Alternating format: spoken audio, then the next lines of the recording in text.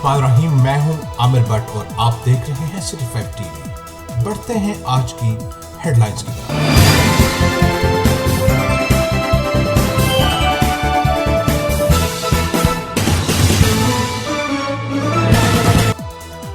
खबर शामिल करेंगे मंडी बहावलदीन से, जहां पर all Pakistan private schools management association के रहनुमाओं ने हुकूमत से मुतालबा किया है कि हमें एडमिन ऑफिस खोलने की इजाज़त दी जाए। हुकूमत तमाम स्कूल मालकान को काबिल वापसी कर्जे दे ताकि स्टाफ को तनख्वाहें दी जा सके। हुकूमत फिलफौर फीस के मुतल्लक नोटिफिकेशन जारी करे ताकि अबहम दूर हो। मजीद उनका क्या कहना था, जानते हैं हमारे नुमाइंदे मोहम्मद शहबाज मुगल की इस रिपोर्ट में।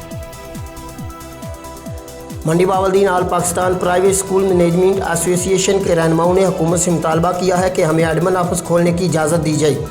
हुकूमत तमाम स्कूल मालकान को काबिल वापसी कर्जे दे ताकि स्टाफ को तनख्वाहें दी जा सकें।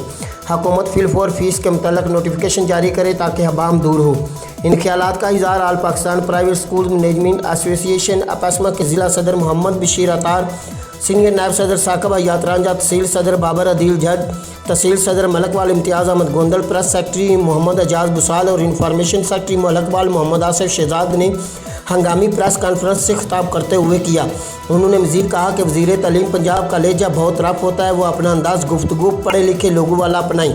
हमारे ऑफिस बंद हैं, हुकूमत हमें महदूद पैमाने पर दफातर खोलने की इजाज़त दे ताकि हम असातिज़ा को तनख्वाहें दे सकें।